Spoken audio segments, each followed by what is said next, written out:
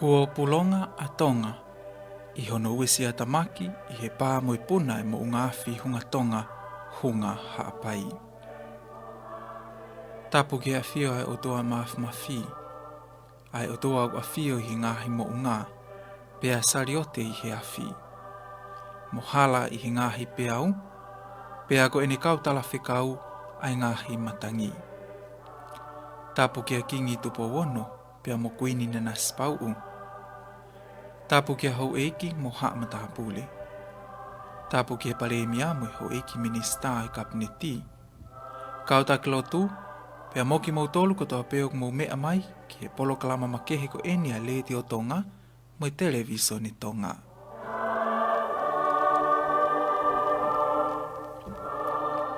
Ko e whakamelo melo o e whietaa na tula na e hāmi he mo ngāwhi hunga tonga hunga toki lau, na e lava ke mātā ia he toko lahi I he aho whalaite taha whāo sa anuali ua noa uoua.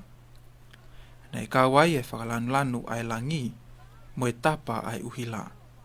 Tuputupu laki e ngahi ko ngā ao mo ungawhi, o ngona e pā ai mana I he aho mo I pō, pea liriu foki mo I whōtunga o e tahi.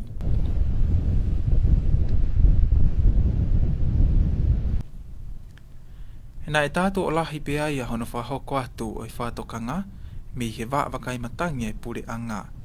Ke whamama o e kakai he ngahi matāwhanga, ngā unu ki loto whanua mo I ngahi whitu ma o laloangi. Na e tuku atu ai e uluaki whātokanga ki ha pea ukula ki ngahi matāwhanga, pe koe tsunami marine warning. Ko e lahi taha e ngahi potu ngā wena nau tuku ai pe, hiri hono tuku mai o e whakatokanga ni. Ka I he whiawhi tokonaki ko hono taha ni mao sa anuari o I wanoa uoua, ne whakafok wha ai e mafuta o pāpea puna ai e mo ngāwhi hunga tonga hunga hapai. Pea ni ngalulu ai e tonga o hange kua hoko mai ai aho whakamui.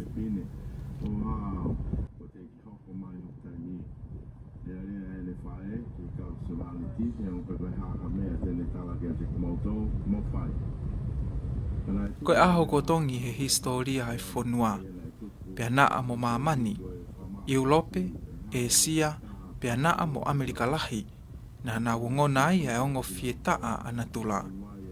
O tala ai e whātokanga pea ukula, mo e tahilahi mi Australia, Asia, pea mo Amerika lahi. Now, the death toll from the volcanic eruption in Tonga has risen to 3, and reports are emerging of extensive damage on some of the islands. This actually happened there after that undersea volcano exploded, causing a tsunami to crash in to the islands of Tonga. And as you can see here, it is a blanket of ash in these before and after shots. So you can just see how much ash has fallen over many of the islands. Kua pulonga ia tonga o a umai ki ahoni, I he naunau ia o natula, I he whakauha maka mo kerekere o I funga e whanua mo hono o seni. Pea mo e ta e whakaatui ai pea uhi ngahi matāwhanga, mo I ngahi o tumotu I ki. Pea kua tōla whalafa ko toa pea e whanua I he mamahi o tau whainga tā ia, ka ko hai ha taha, ki ne toi whehu ia e mawhi tai liua e tai hā mai. Kai whakawhitai o ku kei tuu pe a tonga o a umai ki he ahoni.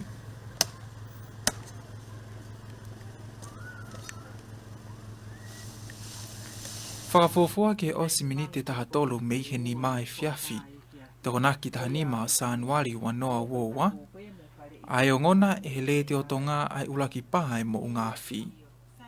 Ko e kamata ia, o e tata hoko mai e whana ai mo ungawhi ki he ata,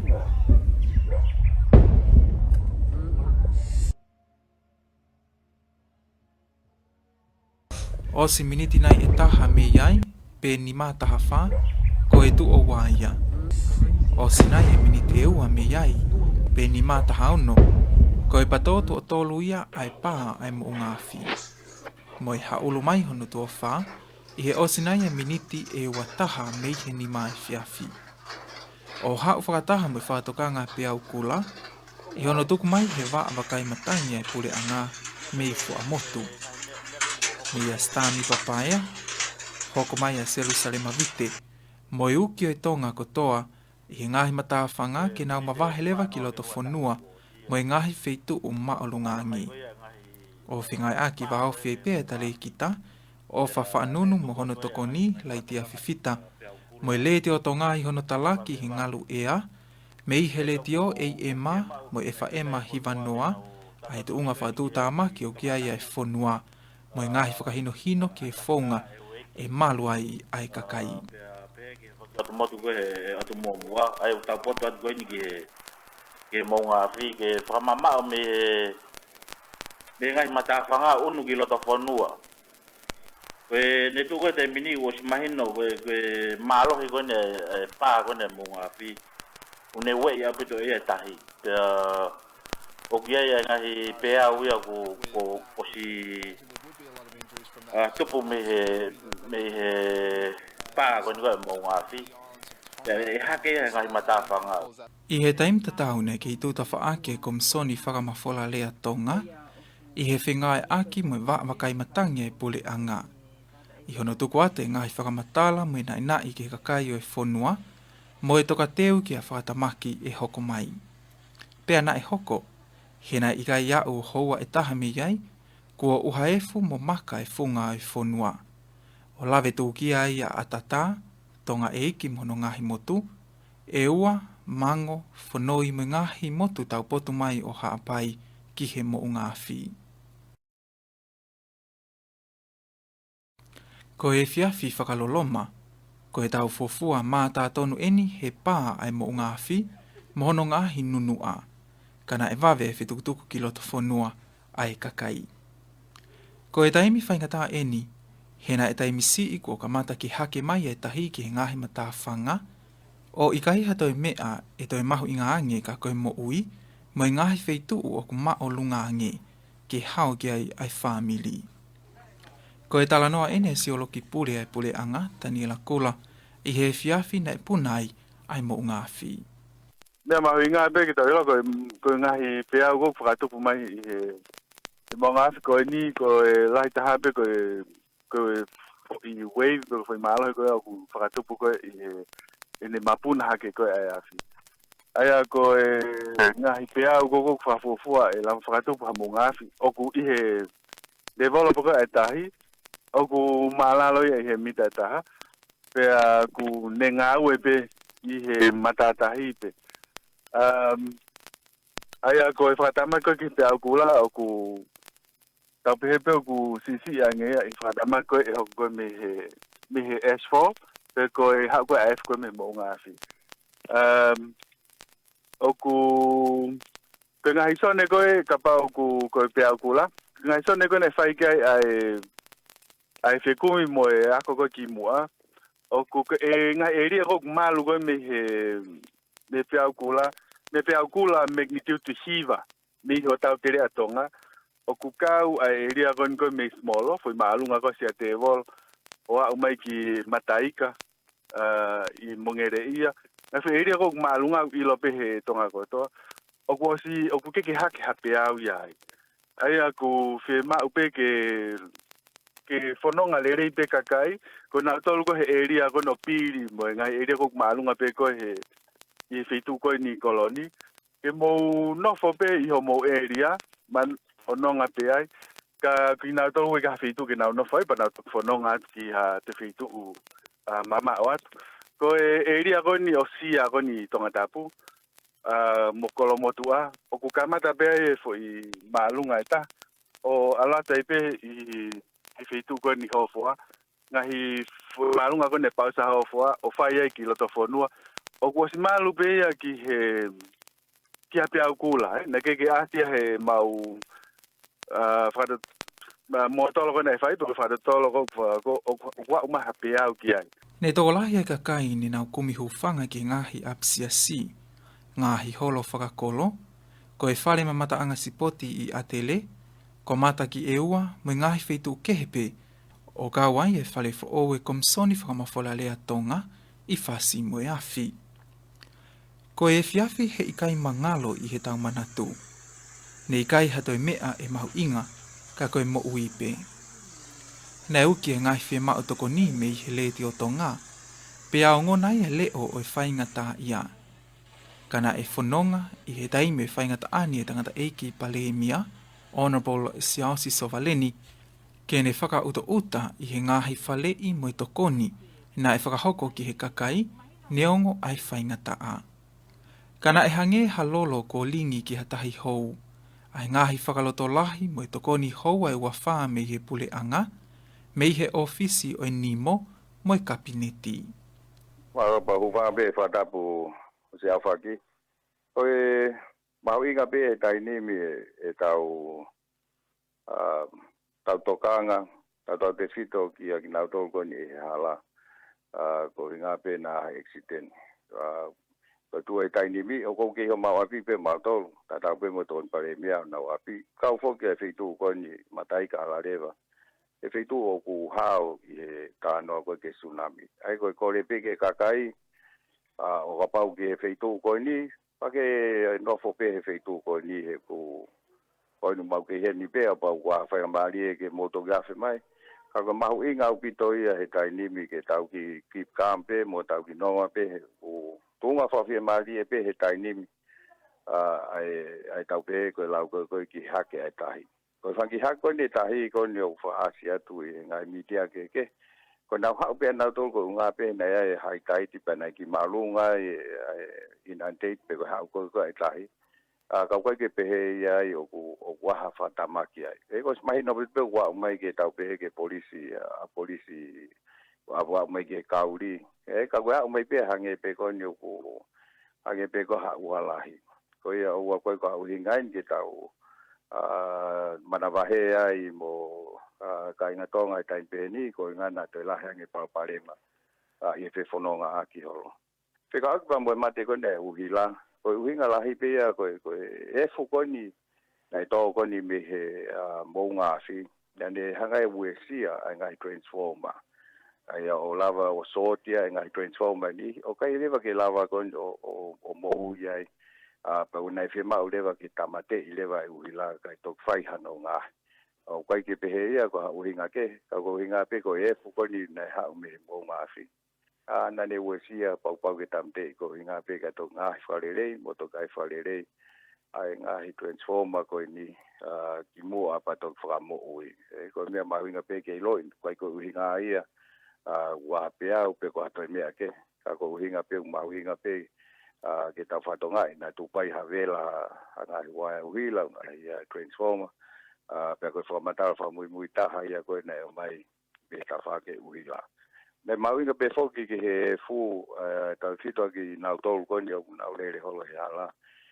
Ke ua ngau ea ke ai waipa mwe vai, alu lewa e fuia pele pela pa whaingata anga o si o au. O taftafi pe he koe e fu pe ia. Ka ku mahu inga wito pe ke motokanga he whewhonua ke hala. Pa mo whanongo ke ngai whamatala ko ilo pe ulere holo polisi mo tamate afi. O whenga ke tokoni ke ngai whewhononga aki holo. O uhinga pe ke ua te uesia o a hoko e hangai whatamake. Ko e pore whaingataa, he kua whaau ki tonga e whahinga whaingataa e whakaena tula ko eni kua hoko, pea ne whale I whakawawewave ai e ki minista mo ui, to ke tā saia piukala, mei he ta whaaki ai mo ui. Ko tui koe whaambeo ke kakai whanua, ke ua mua tuange whanau I ki ke nau hu ki tua ha pongpongi, maunga peke tuk nau tolu whae. Kai whai hano ases whakalelei, he kai ke fumahu inga ka ki nau tolu te nau lele peke tua. Ka kuhange pe koe whatokanga nei ate potungai mo ui, ane nai ange. Mahu inga au pito ke tui e mask, pea ko hinga pe e wesia halanga mana wa, halanga mea toko ni, pea moe kiri e lava ke leiri, e lava ke ai hangahi, mea ai hoko ki ai ka kotui o mahu inga au pito viola. Ko ngai sima vai neongo nai to'o whakatari, tau tui pe o kai ke tu unga malu au pito na sima vai ke whai hainu me iai. Ko tui koe uhinga lele ia ahono whakata ke ngai wharikoloa, ke whakatau e vai o maa. Ka me he ngai wharikoloa ko ia e whakawa pe me walu ki he wa pompo ke mau he kakai e whanua Hawaii o ma sui hoki viola na toki hoko mea ia mani kue fiafi. Kai kia tahaya e mateuteu ki he mea koe nukoko he taimimi. Ka koutu e te whainga maari ange ai potu ngā ue ki hano ases whalele e tūnga kui ai. Wau ki ai mea koe ne mō ngā si, pe mahine ma bea ngai whamatara o ke longa mo ui pe mō ngā si. Ko e uhi kai viviri o i fie mau, mo mahu inga o i mo ui, ne pawai ke whakaata ai sāpate tahaono o Sānuali, ki he fie mau vai inu mo mea tokoni ai kakai, o hange kono whaha me he eiki pale e mia, o ka wai mo e pausa, te lia na te iai ha whakatokanga o ko whainga maali e ke kei hola ai kakai. E taim tatau pe hou pale mai fu ko nga ke vai mo wala mea pe. Ya na e fai toto ni puleanga. Ke apongpongi ke whakaata ke awa ngā whare koloa tau taha me he walu ki he wahuata me he walu pongpong ki he wahuata u whare koloa tau taha koe mahu i ngā pe ki ngā hiwhi mahu i viri a kakai hange koe vai hange koe te lango ko ngā ke amana ke atuani e ngā loa e mate kone uhila koe makakasa mo umea pe. Nā e hoka tupe mo ui toko ni mo whakaau o le o e whainga tā ia me ngahi whakahino hino, me he kau ma o mawhai o whakafou he ngalu ea, le te o tonga ua pe e whaema hi wanoa. Hena e kamata pe e uha maka mo e fu, ko mate le te o e maia. Makatu unga me he matolu o e fu na ane ka pui ai pou transmitter i popua. Na i kai si vai e amanaki. Kai hoko atu e whatungia, e le te o tonga ua, hena e hoko pe koe whakanonga ki he whonua.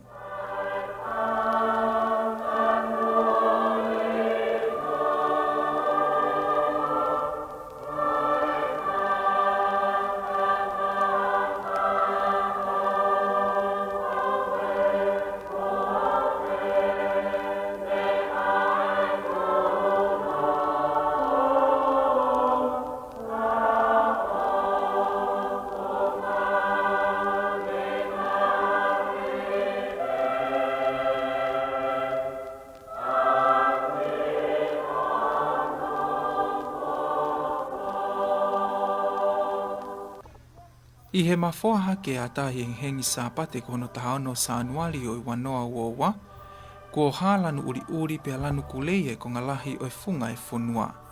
I hono whariki aki a efu mo makamaka iki, hange hakirikiri mo fōfō a ngā hono fōtunga.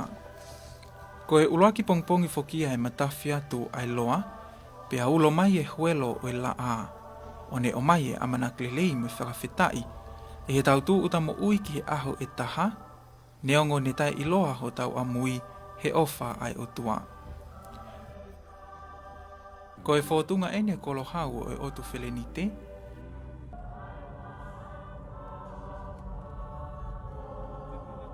a hono matawhanga iloa, ko pulia hono ngāhi teu. Ai ni ihio i ngāhi apinof a ngā, ni ihio i ngāhi pisnisi, pe alahi mo ue sia kovi na e hoko, he na e laku fuu ai maka o whaliki ake ko ngalahi o e matawhanga nuku alofa.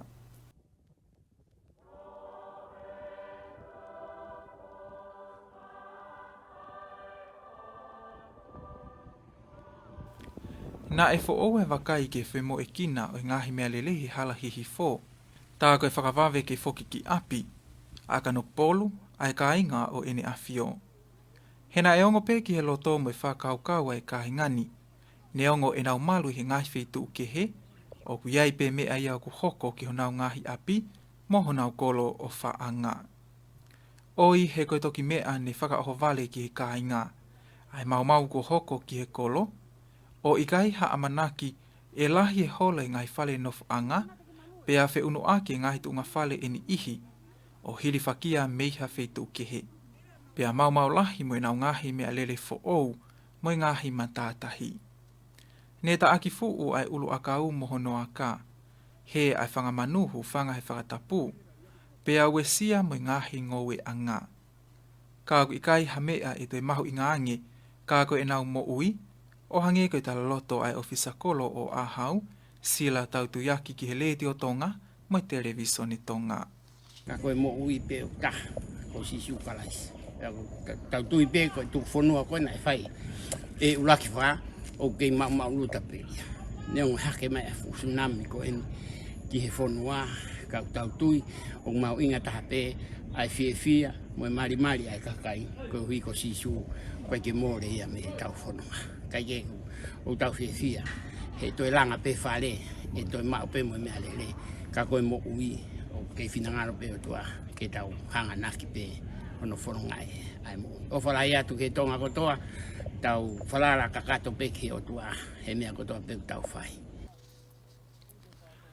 Ko e whakatamaki whakaina tula fo o eni ko ne haweki ai e konga e whonua, pea oku kei puputu ai e ka inga ka noku polu, o hange koe whakamatala a asnate uta atu. Kau eni he mea whakaloloma moni ko mau koro. Talo e mau tupo ake te kai ke mau sio mau tolo ha mea pehe, wo hoko mai ke mau tō tangata. Ka ko hangolo mea ko toa pe ko whawhitai ke eki, he ofa mo tau ko whai. O kai tokanga ke he bebe, ko mo ui pe mahu inga. Kai ke te whai ha tokanga ke ha mea. Mahalo pe ke tak fok mai ke noki ap mea ko utoe. Lawa ke se ngai ke matu, ke whakamaat, ke ha aho ko mau fok mai me ngahi api mau o kumiho whanga ki ai. Wai pe haki mea ke mau whako utuai. Ko e taimi koe na ku whanongai koe ke he pā koe ulu ai mo ungafi. Koe mea pena tau pot mai ko ata mai ke uhola. Pena ua sanga peo whao ki mea kai whawhiunga ke hoa fitua. Pea mo ki i wāra whiunga pe mo koa he pā kālawa. Pea mo ki i whoha toko ta. Nai alu au ngā aue. Ta koe ni whanonga pe ke he palopale mā pea whoki mai. Ko osi kakai he o ke mahola o kumihu whanga.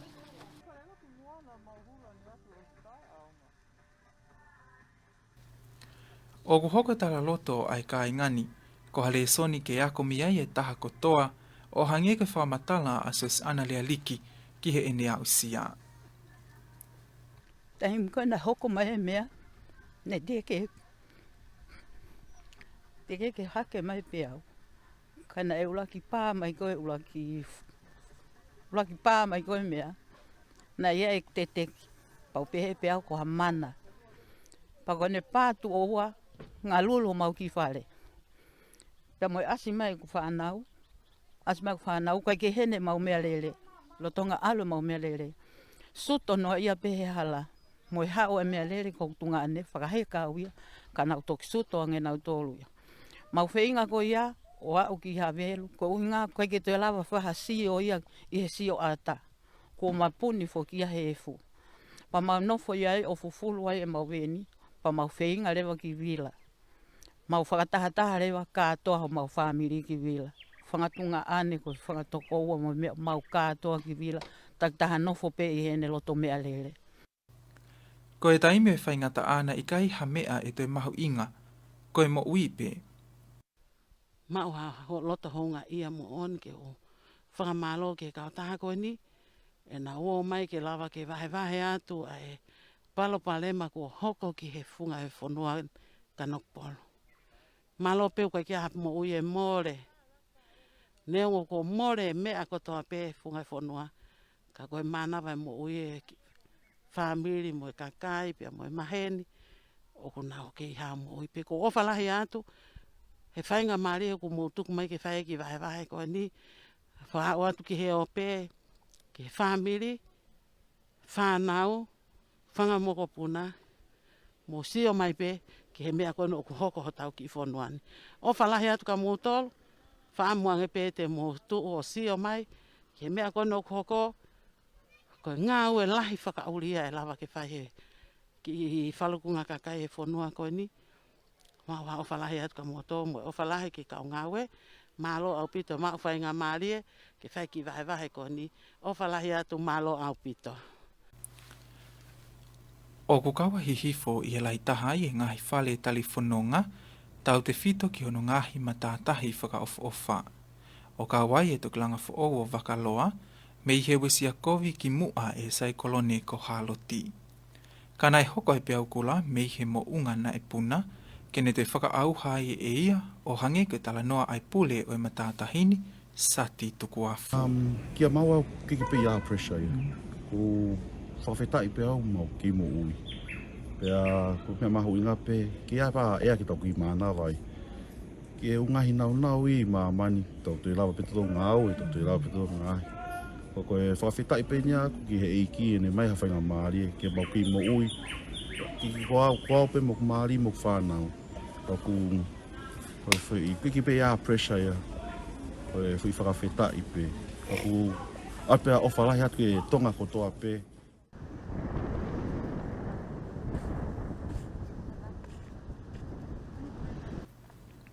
Ne ikai te lau tau tangata, pe lau mālohi pe vai, ma o mea mo masiva, pe whainga mālie pe whainga tā maki, ai hake mai e pe au tā meihe mo o ngā whi. O ne tawhia tuai e ngāhi nofanga, ngāhi whale lotu, businessi me ngāhi whaitoka. Ne iai ngāhi sino o hakau pe kia, na e ta aki he ngāhi pe au, meihe ni ihi o ngāhi whaitoka. Ngāhi whale, ngāhi mea lele me ngāhi koloa kehe na e ta whia ki o seni. Pea lako mai e na tulami o seni ai maka, mo e ngāhi wakatou tai o hiri whakia he ngāhi wheitu kehe pe o kawai ai ngāhi hala pure anga.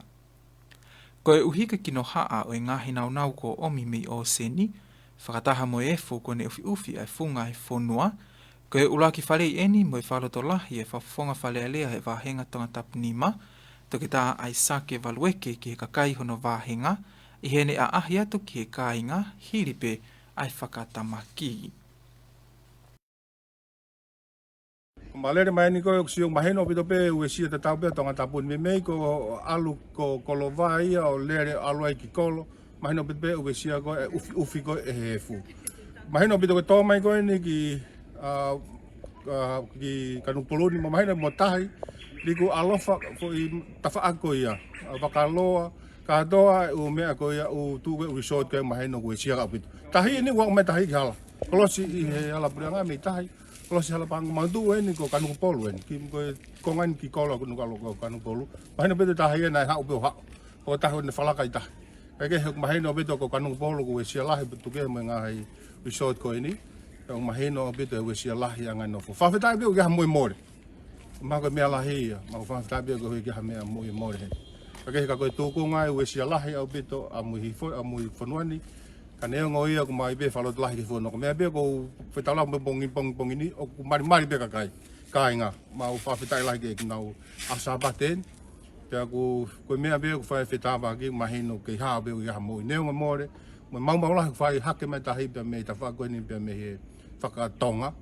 O ha ue sia lahi ngai ko en ko ha falaka I he phala e te fita kanu pole ngai whare ko o ahuia o ma whaftai pe. Ko I ka whalot lahi pe ke kainga ko e hango ngai whatokanga u whai na whope I whare ai hangahi mea ai pe o ha mask ma ngai mea pe ko hi ke maheno malu I pe mo ui ngai me ko tui e whaifi ngā ka puri ngā mo ngai katapo toa pe ko hi ko malu ko ai mo ui he taimi. Ko ko ose mea ko eni ko tui whamapopo ngai api mo mahu inga toka ngai kina ai fu ko tui ko mea lahi o tui ai mo ngai tokon ke ngai apo mau kai ke ofa ki tonga kotoa pe ofa ki tonga tapu ni maka to mau ilo pe pe ba mo pai mo ngai mea pe ko ke ha mau mea pai ko pak ofa pe ke fonuan ko mo tonga tapu ni ma pai ko tau le ta kai ke to ka sta ke ha mo I more pe ine pe ko ofa la ke kai nga ka to ko pe ki pa wa malo obe Ko e savea mo ngai whetu eni nea o tonu ki ai e le te o tonga mo televisione tonga I he osipe ai whakatamaki.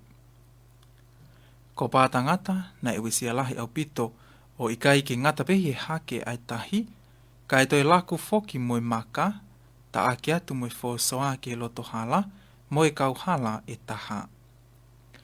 Ko e palapale matatau pe ia ki ngahi whitu ulahi o e matawhanga nuku alofa.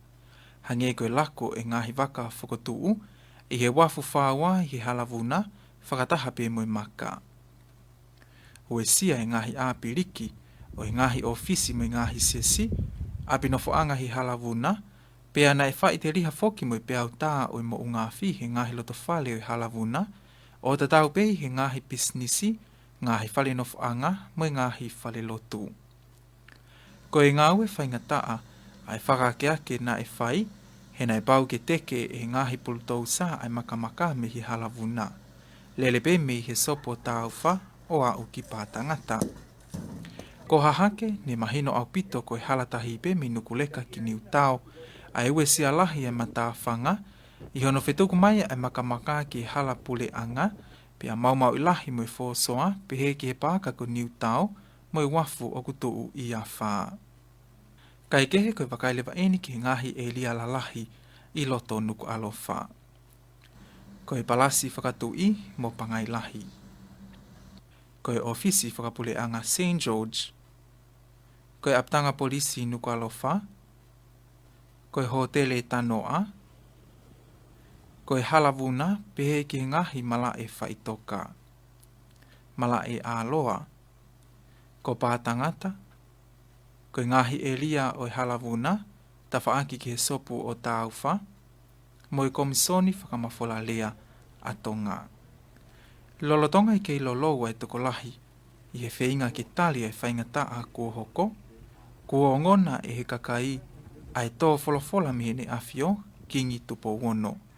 Ko e ne wholofola eni ki tonga kotoa, lolotonga e to whanga ai whonua, mo e whaingata a whakaina tula fo ou, o e fiafi toko naki ko hono taha nima o Sanuali, ua noa wowa. Nā ne wholofola ki he mahu inga, ke kei whalala pe ki a Sihova neongo e taimi whaingata ani. Ko ene awhio, kingi tupo wono.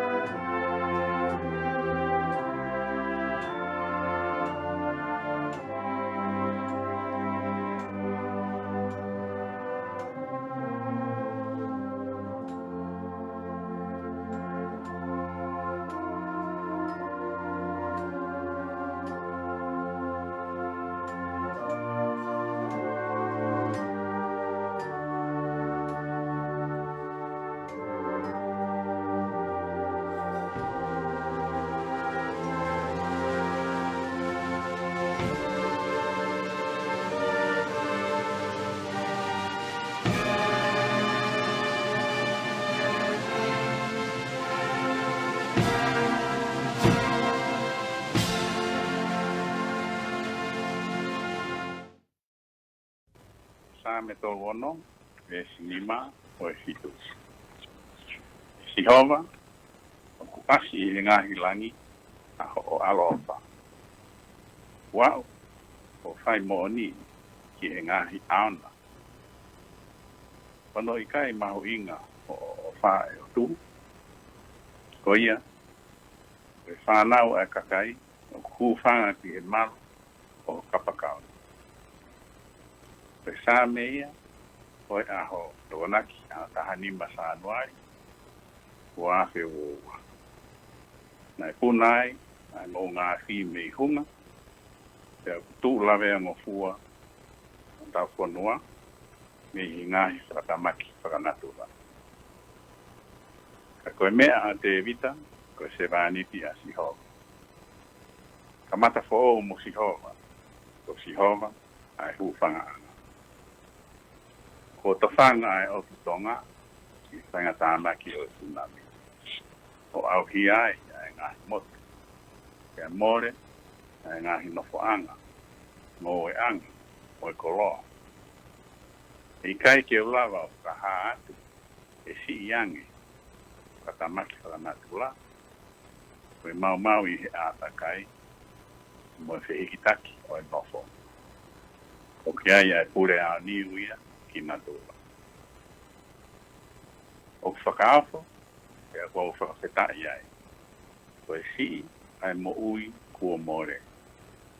Ka tau o ngoi, mo kau ngā mamahi. Mo e tau tonu, e koe mo ui. I e taim tatau, o tau whihanga hangai, mo e pore fo o. Koe ngahi waka sotia, o whetuku, ai kakai me i otu motu. Uesia, ngā mi sini waka, i whaki maka, me he mō ngāhi. O hāmai, me he kāinga i whunga whanua, e nau mahu i ngā ia ange, i ho nau taulanga, i he mala e wakapuna. Ia mahino pe ia, ko se wholau aki, ai kakai, ko se tuku holo, o mea ngā we, ia mō se whakatau aki. Ia i he whangaki motu, hange ko mango, ko noi fua mo nong keiki, ko au hia, e more. Ko se tu taki, o whawhalala pe, e mea ngā ue, o tau mau. I he taimi, o whakatamaki, ko e kakai, o nau matu waki, e whaingata, ko e kakai, o nau tu whakataha. O kui kai ko e lahi o i whapaanga, e ko e tokoni me i muri. Ka, ko e loto e kakai. E whakakaukau mo ui, e hirio, ai tui o tua. E hāsino ai o wha, ki tokoni a ki, whakata ki, e anga moko moko. Ki he mata, ai fuloa o e whaingata, o tau tuu ko toa pe o ngā au. O tau whonua mo e tupung anga. O koe pe mo au, e tau o ngoi ho tau api. Ko whakamalo ke whengai aki a kakai whonua, pure anga, mo e ngahi kupu whekau aki. Ko siasi, ngahi bisnisi, mo e ngahi kautaha, o kui kai whakapure anga. Ko e tau mau anga tala, me he ngahi retio whakalota whonua. I he tokoni, mo whakahawhi o e kakai, ia tū whakataha, i he taimi o e whaingata. Ko ofat, e te ki mautolu hono kotoa, ia te whakaosi aki e kurea, ai whakalota lahi, me he himi ono ngeau, ni mga fuu maua, ai siasu e siriana tau taena o tonga. Koe pare tua hatau o tua, tu i o lang, o whai mai mi mua. Whainga tā maki a ano kakai, kai whakotu uia, o i tauhiki ai. E, ke ne tauhikoe, o ua tāla. Oka, uofi ke tō pē hola a. Ka, olotonga ho fōu ke tere a, o e toki ofi mo o ni pē ia. Wow, to go on.